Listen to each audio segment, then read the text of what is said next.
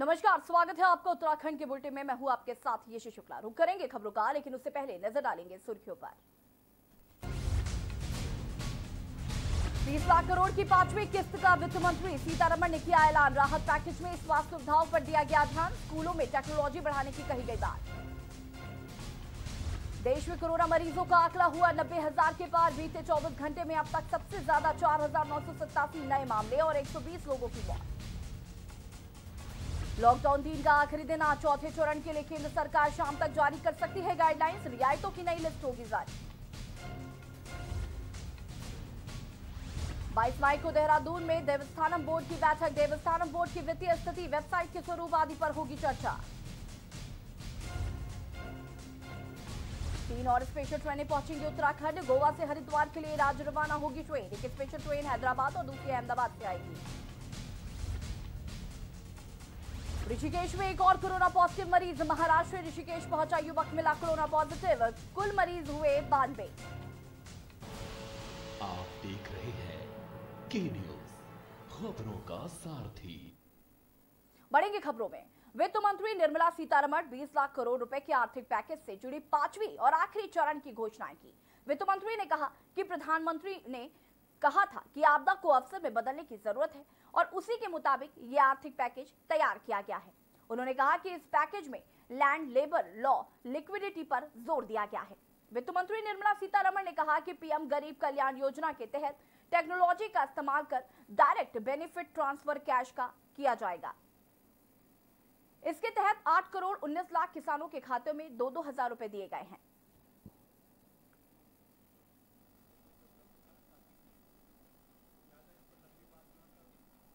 चुनौतीपूर्ण समय में भी संकट में अवसर देखने का काम किया है और पिछले 5 दिनों में उन सबकी रूपरेखा आप सबके सामने रखी है।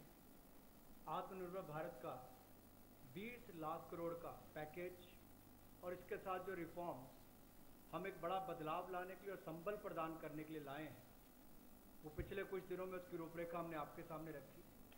इस पैकेज में सभी वर्गों का ध्यान रखने का प्रयास किया गया है, चाहे वो किसान हो, बागवान हो, महिला हो, मजदूर हो, उद्यमी हो, युवा हो, इन सब के लिए ही, व्यापारी, कर्मचारी, सबके लिए भी उसका इसमें ध्यान रखा गया। वित्त मंत्री निर्मला सीतारमण ने 20 लाख करोड़ रुपए के आर्थिक पैकेज से जुड़ी 5वीं और आखिरी चरण की घोषणा की। वित्त मंत्री ने कहा कि प्रधानमंत्री ने कहा था कि आपदा को अवसर में बदलने की जरूरत है और उसी के मुताबिक ये आर्थिक पैकेज तैयार किया गया है। उन्होंने कहा कि इस पैकेज में लैंड, लेबर, लॉ, लिक्विडिटी पर जोर दिया गया है। क्या कुछ आर्थिक पैकेज में बड़ी बातें रही, आपको ग्राफिक्स के जरिए बताते हैं।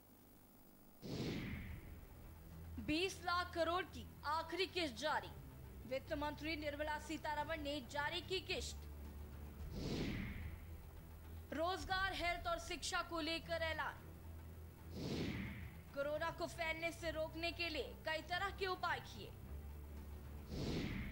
आवश्यक वस्तुओं के लिए 3,750 करोड़ रुपए का प्रावधान। टेस्टिंग लैब्स और किट्स के लिए 550 करोड़ रुपए का प्रावधान। संकट में अवसर देखने का काम कर रही है सरकार।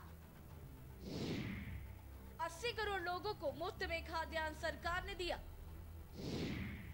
उज्ज्वला योजना के लाभार्थियों को पहुंचाया गया फायदा। डीबीटी के जरिए योजना के लाभार्थियों को फायदा। प्रवासी मजदूरों के लिए 35 करोड़ खाद्यान्न के लिए अलग से खर्च। 86,000 करोड़ के लोन किसानों को दिए गए। 12 लाख ईपीएफओ मेंबर्स ने ऑनलाइन निकासी की सुविधा। जरूरतमंद लोगों के खातों में मदद पहुंचाई गई। 8 करोड़ 19 लाख किसानों के खातों में 2,000 रुपए पहुंचाए गए। 20 करोड़ जनधन खातों में सीधी मदद पहुंचाई गई। 20 करोड़ महिला जनधन खाता धारकों के अकाउंट में सीधी मदद। निर्माण से जुड़े श्रमिकों के अकाउंट में भी सरकार ने पैसे डाले। प्रौद्योगिकी के इस्तेमाल से प्रत्यक्ष लाभ हस्तांतरण किया गया। पैकेज में लैंड, लेबर, लिक्विडिटी, लॉ जैसी चीजों पर बल। मनरेगा के लिए अतिरिक्त 40,000 करोड़ रुपए का ऐलान। एक दिन में 3 लाख से ज्यादा पीपीई और N95 मास्क बन रहे। कोरोना काल में 11.8 हाइड्रोक्सी क्लोरोक्वीन टैबलेट बनी। प्रवासी मजदूरों को घर पहुंचाने के लिए श्रमिक ट्रेनें चलाई गईं। 25 करोड़ लोगों को मुफ्त में गेहूं चावल दिए गए। 8 करोड़ 19 लाख किसानों के खाते में रुपए ट्रांसफर किए गए। 20 करोड़ जनधन खातों में 10,225 करोड़ रुपए डाले गए। ग्रामीण क्षेत्रों में हर ब्लॉक में पब्लिक हेल्थ लैब बनाई जाएगी। शिक्षा के क्षेत्र में तकनीक का होगा इस्तेमाल। दीक्षा के जरिए ई कंटेंट मुहैया करवाया जाएगा। 1 क्लास 1 चैनल पहली से 12वीं की शुरुआत की जाएगी। रेडियो कम्युनिटी रेडियो से भी पढ़ाई में मदद ली जाएगी। दिव्यांगों के लिए विशेष शिक्षा सामग्री तैयार की जाएगी। 100 टॉप यूनिवर्सिटीज को ऑनलाइन पढ़ाई की इजाजत दी गई। मनोचिकित्सा हेल्प मनोदर्पण नाम से प्रोग्राम चलाया जाएगा।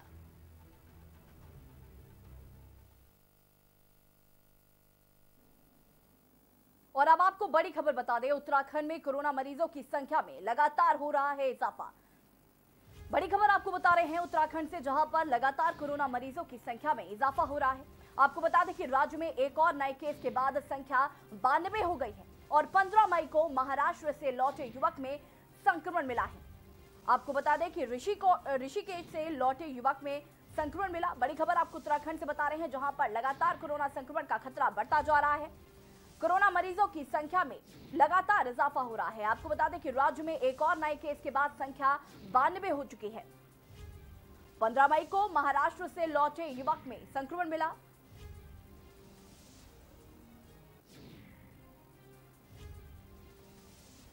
हल्द्वानी में शासन के निर्देशानुसार उत्तराखंड के पर्वतीय जनपदों के अन्यंत्र राज्यों में कोविड-19 लॉकडाउन के कारण फंसे निवासियों व्यक्तियों को विशेष ट्रेनों के माध्यम से भेजा जा रहा है। विगत दिनों सूरत से काठगोदाम प्रवासियों उत्तराखंडियों को लेकर एक ट्रेन काठगोदाम पहुंची थी। इसी कड़ी में शनिवार को अहमदाबाद से रात्रि 11 बजे प्रस्थान कर अगले रोज रविवार को सायम लालकुआं जंक्शन ट्रेन पहुंचेगी। आने वाली ट्रेन के प्रवासियों को मंडल के अन्य जनपदों में भेजे जाने और उनके स्वास्थ्य परीक्षण और अन्य व्यवस्थाओं के संबंध में जिलाधिकारी सविन बंसल द्वारा की गई व्यवस्थाओं के अधिकारियों के साथ समीक्षा की। जिलाधिकारी बंसल ने बताया कि रविवार को लालकुआं पहुंच रही ट्रेन में कुमाऊं मंडल के 6 जनपदों के अलावा गढ़वाल के देहरादून, चमोली और पौड़ी के भी यात्री आ रहे हैं, जिनकी कुल संख्या 1400 है।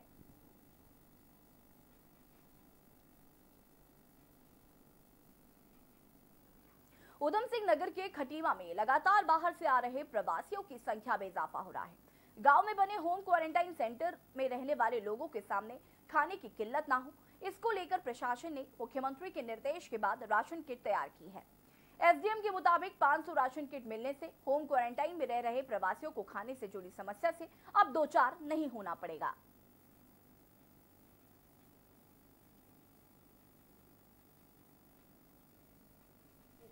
माननीय मुख्यमंत्री जी के सौजन्य से जिला प्रशासन से हमें 500 राशन की किट प्राप्त हुई है। ये किटें ऐसे व्यक्ति को दी जानी है जो कि प्रवासी हैं और अभी विलेज क्वारंटाइन में ये लोग रह रहे हैं, जिनके पास खाने को दिक्कत है उनको, तो उनके घर पर ये किट दी जाएंगी, जहाँ से कि सुगमतापूर्वक उनको खाना बनाकर उनको दिया जा सके और उनके सामने खाद्यान्न की समस्या पैदा न हो। रुड़की के कलियर थाना क्षेत्र के महमूदपुर गांव में पानी निकासी के विवाद में 2 पक्षों में खूनी झड़प हो गई, जिससे कि एक पक्ष द्वारा दूसरे पक्ष पर धारदार हथियार से हमला किया गया है, जिसमें से एक पक्ष के 4 लोग गंभीर रूप से घायल हो गए। वहीं दूसरे पक्ष के 2 लोगों को हल्की चोटें आई हैं, जिसके बाद सूचना मिलते ही मौके पर पहुंची पुलिस ने मामले को बमुश्किल शांत कराया और घायलों को उपचार के लिए सिविल अस्पताल लाया गया, जहां उनका उपचार किया जा रहा है, जिसमें पुलिस ने दोनों पक्षों की ओर से मिली तहरीर के आधार पर दोनों पक्षों के लोगों पर गंभीर धाराओं में मुकदमा दर्ज कर लिया है।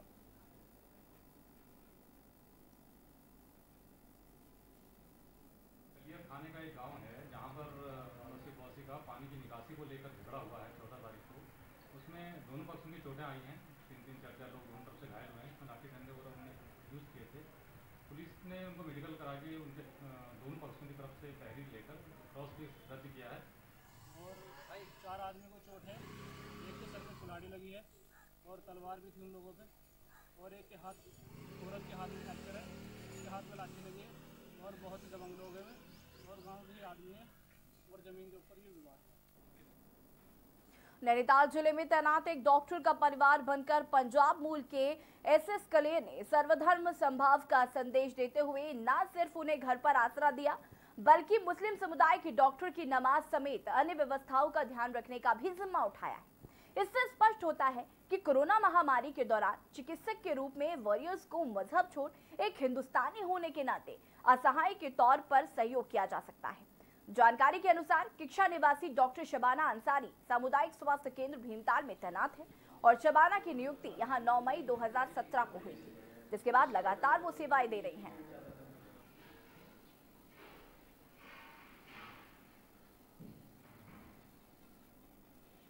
तो ये था कि 24/7 मेरा वर्क चल रहा था, तो काम करने में कोई दिक्कत नहीं थी। अपना शाम को अगर पहुंच रहे हैं आप, रात को 8 बजे भी घर पहुंच रहे हैं काम के बाद, तो आप खाना बना के खा सकते हो। बट जैसे रमज़ान का ये महीना जब शुरू हुआ तो मेरे लिए दिक्कत हो गई कि काम का इतना, एक तो प्रेशर आप जानते हैं, कोरोना वायरस चल रहा है, तो उसमें एक वॉरियर की तरह आपको काम करना है 24/7। तो सहरी बनाने में, इफ्तार करने में काफ़ी दिक्कतें हो रही थी। तो ये अंकल एक्चुअली में मुझे वहीं मैंने क्वारंटाइन किया था यहाँ बहुत सारे लोगों को, जिसको अंकल ने पूरी तरह से फुली 14 डेज 28 डेज बहुत सारे लोगों को इन्होंने खिलाया पिलाया। तो मैंने फिर इनको फ़ोन किया, मैंने कहा अंकल मुझे थोड़ी प्रॉब्लम हो रही है, अगर रमज़ान में आप मेरा साथ दो। तो उन्होंने मोस्ट वेलकम किया मेरा और बहुत अच्छे से स्वागत किया। तो आज मैं अपना काम भी कर पा रही हूँ और मुझे कोई दिक्कत नहीं है किसी भी तरह की। देखिए, ये एक मेरा इंसानियत तौर पे फ़र्ज बनता था कि इनको सपोर्ट करूं। ये अपने घर से बहुत दूर थी, इसलिए मैंने अपनी इंसानियत तौर पे एक इंसानियत को ज़िंदा रखने के लिए मतलब ये चीज़ उनकी सपोर्ट करी है और मैं चाहता हूँ वो देश की सेवा कर रही है और ऐसे डॉक्टरों की उत्तराखंड में ज़रूरत है। जब वो हमारी ज़रूरत है तो ऐसे टाइम पे हम उनकी सेवा ना करें तो हमारे लिए तो बहुत बुरी बात है। किस तरह की मदद आप कर रहे हैं? बस इनको खाना पीना अच्छा चाहिए था, जो दिक्कत थी वो इनकी सब हल करी है, उससे इनका मनोबल काफ़ी बढ़ गया है। सरकारी धन का दुरुपयोग किस तरह से निर्माण कार्य में किया जा रहा है, ये स्वयं विधायक मीना गंगोला ने बिरतोला बेलकोट पीपल तड़ नए मार्ग में देखा। दरअसल विधायक मीना गंगोला ग्रामीण क्षेत्रों में जरूरतमंदों को राशन वितरण और मास्क वितरण करने पीपल तट क्षेत्र जा रही थी। इस दौरान प्रधानमंत्री ग्रामीण सड़क योजना के तहत बेलकोट बिरतोला पीपल तट मार्ग में घटिया निर्माण कार्य देखने पर वो बिफर पड़ी। विधायक को क्षेत्र के ग्रामीणों ने बताया कि सड़क निर्माण में घटिया सामग्री का प्रयोग करने से पूर्व में बनाई दीवार टूटने और सड़क निर्माण से नहर और पेयजल लाइन ध्वस्त हो गई है। विभाग से कई बार निर्माण कार्य को ठीक करने की मांग की जा चुकी है, लेकिन उसके बाद भी विभाग के द्वारा कोई कार्रवाई नहीं की जा रही है। विधायक मीना गंगोला ने बताया कि सड़क में सोलिंग में घटिया पत्थर बिछाया जा रहा है। लगातार सड़क निर्माण में शिकायत आ रही है और इस सड़क की जांच के लिए जिलाधिकारी को बता दिया गया है।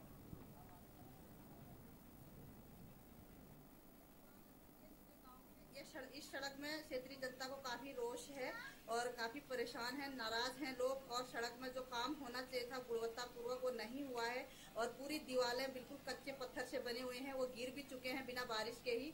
और जो यहाँ पे हमारा सिंचाई कृषि संबंधित हमारा जो गांव है वहाँ पे जो किसानों की खेती होती है पूरे सिंचाई पूल ध्वस्त है। पेयजल योजनाएं जहाँ पे घर घर पानी आता था वो पूरी ध्वस्त है और यहाँ पे कोई भी कार्रवाई आज तक किसी ने भी संज्ञान में नहीं लिया और मैं तत्काल संबंधित विभाग को आज ही तत्काल सूचना दूंगी।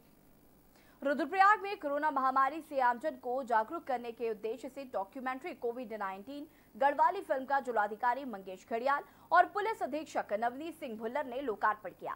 फिल्म में प्रवासी व्यक्ति के गांव आने, उसके रहन सहन, खान पान और लापरवाही से कोरोना पॉजिटिव होने तक की कथा का उल्लेख किया गया है। फिल्म में प्रधान से प्रवासी की नोकझोंक, गांव में भाभी से हंसी ठिठोली समेत कई अन्य मनोरंजक प्रेरक दृश्यों को दर्शाया गया है। लोकार्पण अवसर पर डीएम मंगेश घड़ियाल ने कहा कि ये जनपद के लिए गर्व की बात है कि स्थानीय कलाकारों ने लॉकडाउन के बावजूद कम संसाधनों में ये फिल्म बनाई है। संभवतः कोरोना महामारी से जागरूक करने के लिए राज्य की पहली फिल्म है जिसमें ठेठ ग्रामीण परिवेश के अंतर्गत होम क्वारंटाइन, स्वच्छता और जन जागरूकता के बारे में अवगत कराया गया है। सरकार द्वारा तो समझोड़ से नया ये बिल्कुल प्रधान देखते नहीं ये प्यार ये कुछ बारी गाली ना नुको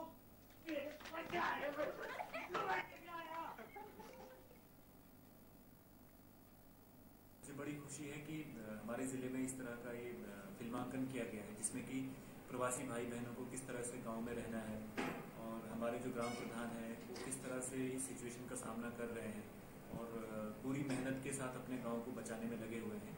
तो इन सभी पहलुओं को इसमें लिया गया है।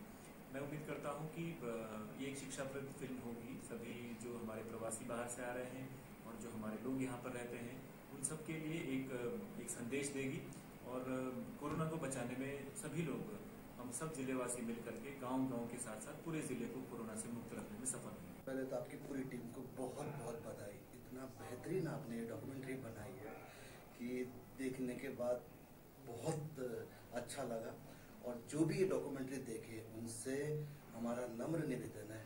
मैं दरअसल में जो बाहर से हमारे प्रवासी बाहर से अपने गांव में आ रहे हैं तो उनसे संबंधित कि आप क्वारंटाइन रहें, अपने परिवार को, अपने गांव को जो ये कोरोना महामारी है इससे बचाने का, हम ये नहीं कह रहे हैं कि किसी को कोरोना है पर सुरक्षा। और वक्त हो गया एक छोटे से ब्रेक का, जल्द हाजिर होंगे।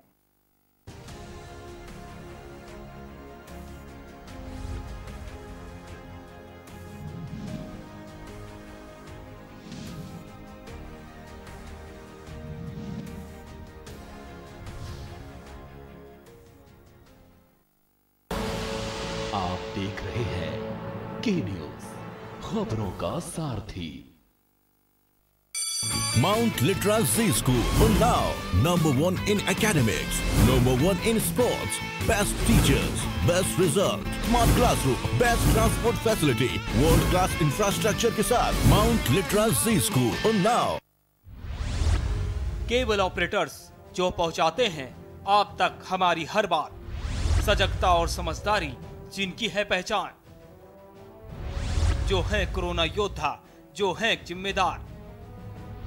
इन कोरोना योद्धाओं को के न्यूज का सलाम। आप हैं तो हम हैं, आपके बिना हम कुछ नहीं। देश भर के केबल ऑपरेटर्स कोरोना योद्धाओं का के न्यूज की तरफ से हार्दिक अभिनंदन। आप देख रहे हैं के न्यूज, खबरों का सारथी।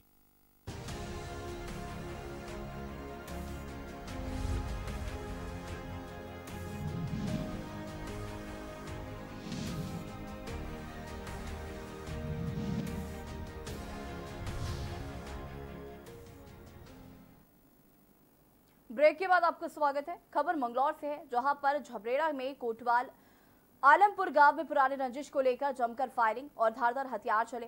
फायरिंग में 2 लोगों को गोली लगी है, जबकि 6 लोग दोनों पक्षों के घायल हुए हैं। गोली लगने वालों में से एक 12 साल का बच्चा भी शामिल है। सभी घायलों को उपचार के लिए सिविल अस्पताल में भर्ती कराया गया है, जिनमें से 2 की हालत गंभीर देखते हुए हाई सेंटर रेफर कर दिया गया है। ग्रामीणों के मुताबिक कुछ दिन पूर्व कोतवाल आलमपुर गांव निवासी शहनवाज गांव लौटते समय कुछ लोगों ने जानलेवा हमला कर दिया था, जिसकी सूचना उसने अगले दिन झबरेड़ा पुलिस को दी थी।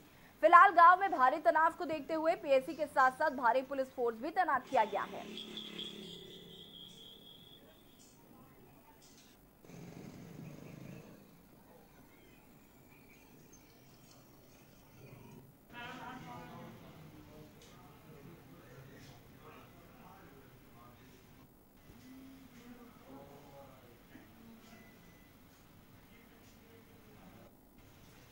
की घटना हुई है जिसमें एक बालक को गोली लगी है और एक अन्य व्यक्ति के मुंह पर छर्रा लगने की बात सामने आई है। कुछ अन्य लोग भी घायल हैं।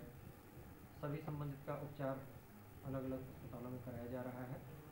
इस संबंध में पुलिस की ओर से सुसंगत धाराओं में सभी संबंधित पक्षों के विरुद्ध अभियोग प्रस्तुत किया गया है और दोनों पक्षों से भी तहरीर प्राप्त होने पर उस संबंध में अग्रिम विधि कार्रवाई अमल में लाई जाएगी। शहर में नशे के खिलाफ चलाए जा रहे अभियान के तहत नैनीताल पुलिस को बड़ी सफलता मिली है। मुखबिर की सूचना पर मल्लीताल पुलिस ने बास्केटबॉल कोर्स के समीप एक चरस तस्कर को गिरफ्तार कर लिया है। युवक के पास से 9,000 नगद और 31 ग्राम चरस बरामद हुई है। कोतवाल अशोक कुमार ने बताया कि आरोपी युवक डीएसए मैदान में लग रही सब्जियों की दुकान का फायदा उठाकर लोगों को चरस बेच रहा था। पुलिस ने पकड़े गए चरस तस्कर के खिलाफ एनडीपीएस एक्ट के तहत मुकदमा दर्ज कर लिया है।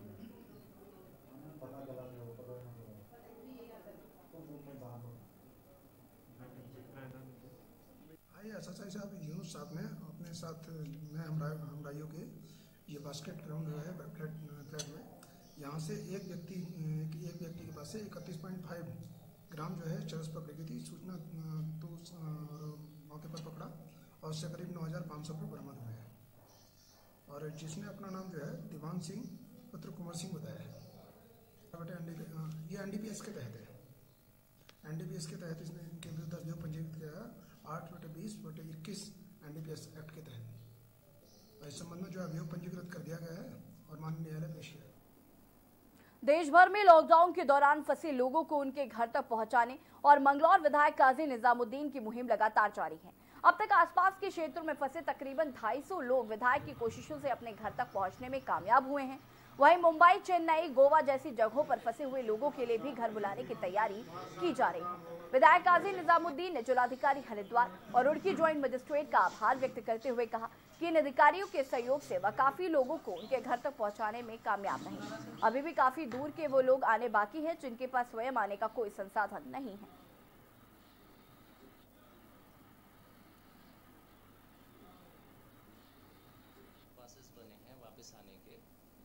और वो पश्चिम उत्तर प्रदेश में, पंजाब, हरियाणा, हिमाचल प्रदेश और एक पास तो सिक्किम का भी बन गया है। उनके परिजन उनको लेने के लिए जा रहे हैं।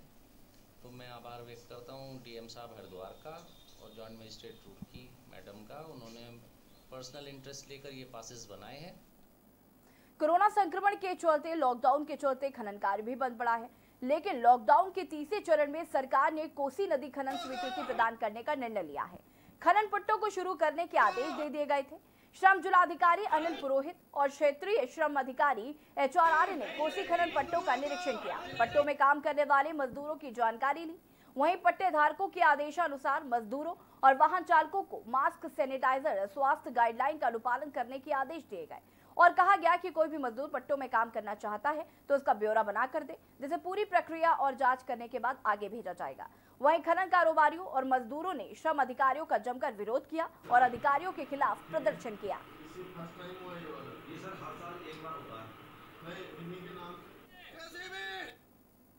उत्तराखंड के बुलेटिन में फिलहाल इतना ही। देखते रहिए के न्यूज़ एरिया। नमस्कार।